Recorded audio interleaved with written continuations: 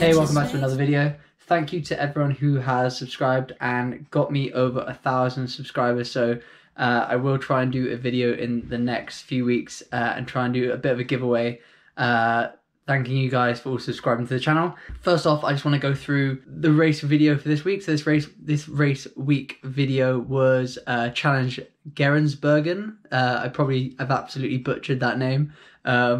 It wasn't the scheduled race plan. I was meant to be in Denmark racing Challenge Herning, but 7 days before the race we got an email basically saying that they've had to cancel the race. So yeah, quick change of location to Belgium, and actually something that was really, it made me kind of almost more excited, more relaxed, and just sort of ready to toe the line and hope that things actually went to plan this time, because I've had some pretty bad luck over the last sort of year or so. So I packed up the car on Thursday, drove back to Sussex where I met my dad, and then we then road tripped over to Calais using the tunnel, and then along to Belgium. Super easy. I'd never realised how close Belgium really was until I drove it, and literally it's like an hour 40 from the other side as soon as you get over the tunnel. But yeah, so got there nice and early. I had Friday where I had a little swim, had a little run, checked out the venue, registered, you know, really chilled Friday. On Saturday we had a bit more to do. I had a swim, I had a little ride with a few openers, and then we had the pro briefing. Again, super relaxed, super chilled, and then it was really good because the race on Sunday was actually like an 11 AM start. So it meant that we had loads of time to get ourselves sorted in the morning. But we were able to rack the bikes race morning, rack the bags race morning. It just made everything like a lot easier instead of like stressing out the days before. Yeah, so got there. It was 21, 22 degrees already at like sort of 9:30 in the morning. So it was a hot day. And humidity was like ridiculous, like 80%, 85%, because you could just feel how close the air was. But yeah, so moving on to the race, gun went off a little bit late because they had some problems getting the go ahead from the police. We had like a 20-meter run into the water, which probably plays against my sort of strengths. But yeah, ran in, dived in, got a pretty clean start. And then there was this one swimmer who just absolutely caned it off the front. I don't know, I think I was having a pretty poor swim day as well, but yeah, fair play to the swimmer. I think it's a German guy. Absolutely smashed it. Got out of the water about 12 seconds ahead of a little group of about 4 of us, including sort of Peter Heinrich and a couple others. Morgan Davis, a couple of people back from me as well. Yeah, so swim was okay. I feel like my shoulders were just feeling really like sort of fatigued, and I didn't really feel like I really got into a good rhythm until the last couple of 100 meters, but that's part of racing. You can't have a good day on every discipline. So yeah, it was solid. It was a solid swim. Moving on to the bike, again, legs just didn't turn up for the first 5 minutes, and I felt, well, 10 minutes really. I felt like I was going backwards a little bit. Lost a couple of positions, so I was in about 4th or 5th. Peter Heinrich kind of went up the road. He had a really good transition as well. And then I was picked up with a guy called Kevin from the States, Kevin Jarvis, and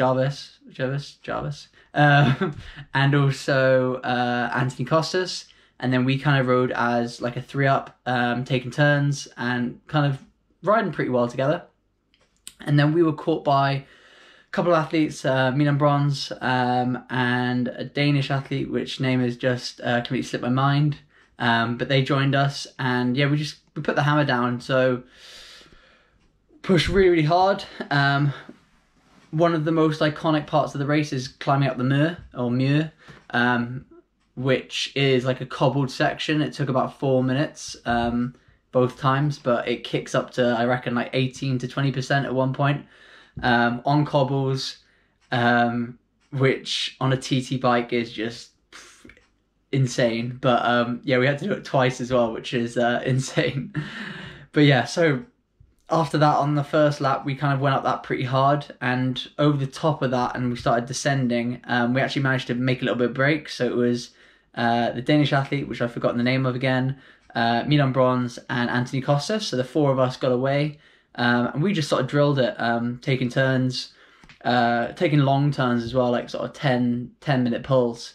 But we were really, really shifting, and I felt like we were making some real sort of ground. We were pulling away from the people that were with us, and we actually closed on Peter Hemerick. So as we were coming into, so up the Muur like the last time, we went pretty hard again, and then as we descended off that, Milan got a little gap and actually overtook Peter Hemerick, and then the rest of us sort of rolled in 10-15 seconds behind.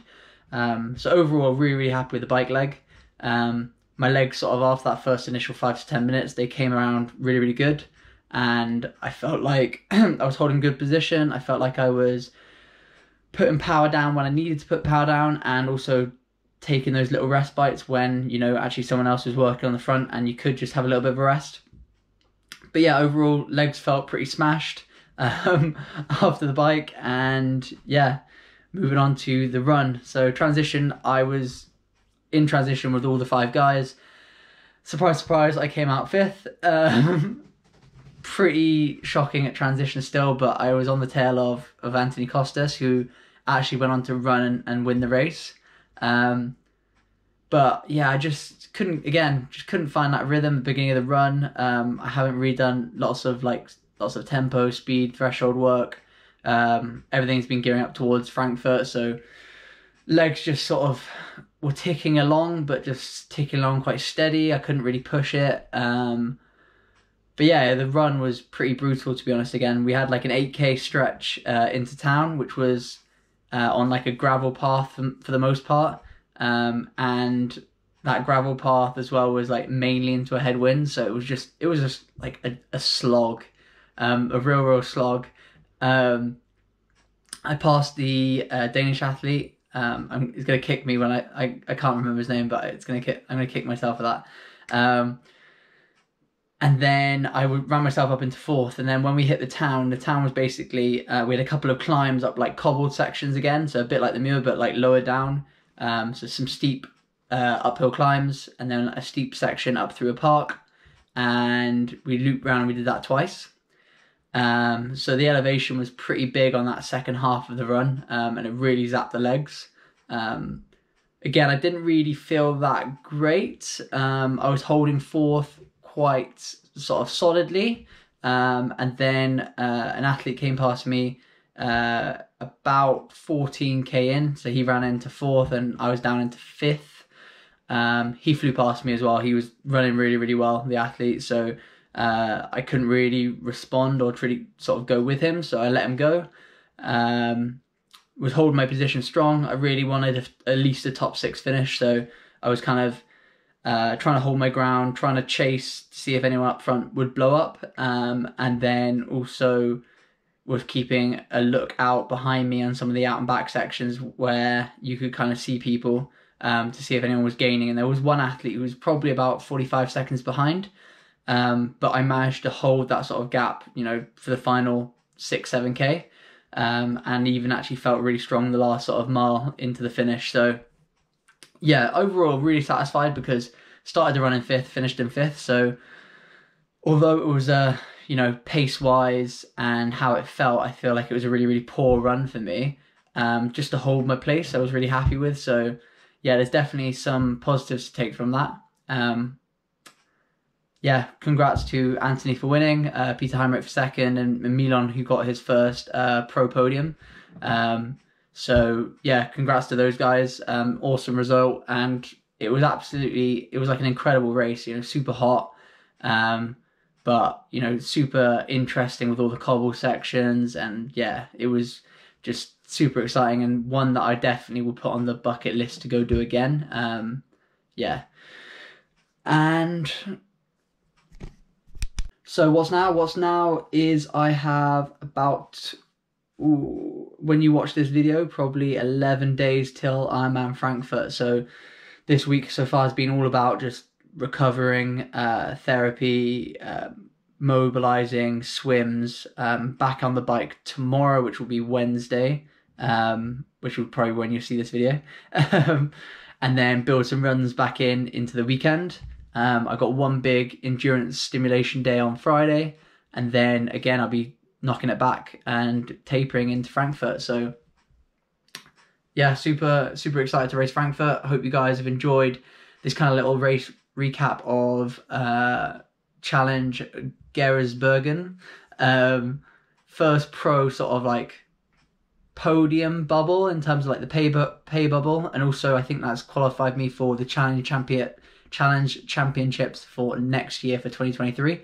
So overall super satisfied with the race, super satisfied with how the body is feeling post COVID, post niggles, and where I'm kind of at in the season, and super excited just to race the full distance, have a solid day, give everything I've got on the day, and yeah, put an end to the first sort of half of the season. So tune in for a little video next week, and then the video after that will be a Frankfurt race day video. So cheers guys for watching, and again, if you haven't subscribed, click the button below. Cheers.